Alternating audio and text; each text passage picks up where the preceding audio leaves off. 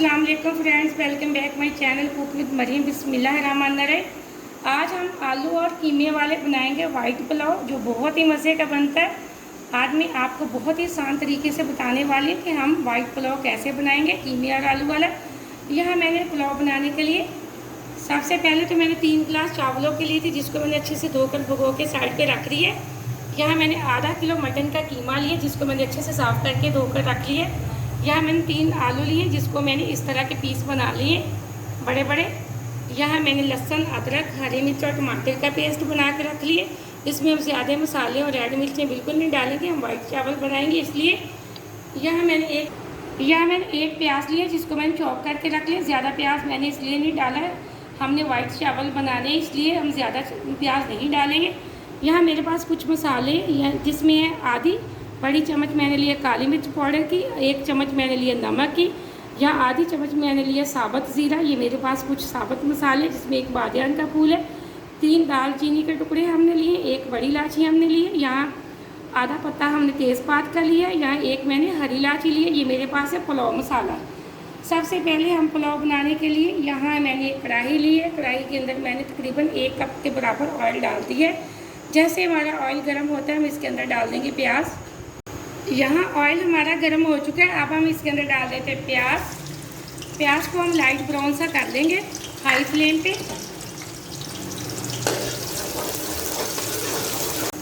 यहाँ प्याज हमारा एकदम से हल्का हल्का सा लाइट ब्राउन हो चुका है। अब मेरे पास जो कीमा था मैं वो डाल दूँगी और इसको कर लेंगे अच्छे से मिक्स। हम हाई फ्लेम पे ही कीमे को भी फ्राई करेंगे। यहाँ मैंने प्याज के अंदर अच्छे से कीमे को मिक्स कर दिए। अब जो मेरे पास साबुत मसाले थे मैंने वो डाल दिए। अब हम तकरीबन इसको 5 मिनट हाई फ्लेम पे फ्राई करेंगे। यहाँ 3 से 4 मिनट मैंने अच्छे से कीमे को हाई फ्लेम पे फ्राई कर लिया। यहाँ मेरे पास लहसुन, अदरक, हरी मिर्च और टमाटर का पेस्ट था, मैंने वो डाल दिया इसके अंदर। यहाँ मैंने 4 से 5 लिए थे तकरीबन लहसुन के जगह, 1 टुकड़ा अदरक का लिया था, 6 से 7 मैंने हरी मिर्चें ली थी, 1 अदद मैंने टमाटर ली थी, जिसका मैंने पेस्ट बना लिया था। अब इसी के साथ मैं डाल दूँगी आलूओं का पानी मैंने अच्छे से निकाल दिया। हम इसके अंदर और पानी कुछ नहीं डालेंगे। हम अब ढक्कन लगा के हाई से मीडियम से थोड़ा सा लो फ्लेम पे हम इसको रख देंगे। आलू भी गल जाएंगे और हमारा मसाला भी अच्छे से गल जाएगा। यहाँ हमने लो फ्लेम पे रखा था मसाले को, तकरीबन 6 मिनट हो चुके हैं। अब हम चेक कर लेते हैं। बिस्मिल्लाहिर्रहमानिर्रहीम। ये देखें माशाल्लाह से एकदम से हमारे आलू और कीमा अच्छे से गल चुका है। ऑयल हमारा बिल्कुल आलू से अलग हो चुका है।